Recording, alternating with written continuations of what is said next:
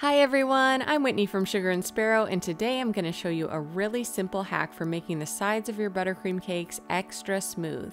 This is for all those times where you just can't seem to get smooth sides no matter how many times you go around the cake with your icing smoother.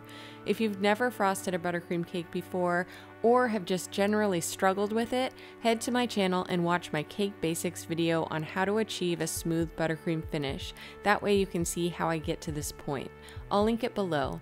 And while you're there, be sure to hit the subscribe button so you never miss a new video from me. So here's what I do when I can't get the sides of my cake as smooth as I want. First, I make sure the sides are at least level, and then I clean up the top edges super quick by swiping the buttercream inward. Don't worry about perfection here, it's mostly about getting the general shape of the cake and the levelness correct. Next, I pop the cake into the refrigerator for 20 to 30 minutes to let the frosting set firm. This will give me an extra sturdy foundation for the next step. After refrigerating the cake, I apply a super thin layer of fresh buttercream all over the sides. This layer is about 1/8 of an inch thick. Then I smooth the buttercream down with even pressure.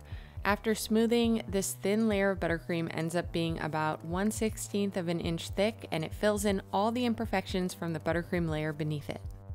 From here, all that's left to do is swipe the buttercream on top inward once again to create sharp edges, and you're good to move on with your decorating. Just look at these sides. It's so much easier to get a smooth finish with that thinner layer of buttercream. I hope you give this technique a try next time you're struggling with your icing smoother.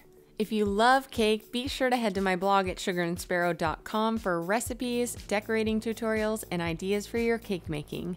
And whether you're just starting out with cakes or curious about my methods for layer cakes, check out my Cake Basics playlist on my YouTube channel. Hit the subscribe button while you're there so you never miss a new video. Thanks for watching!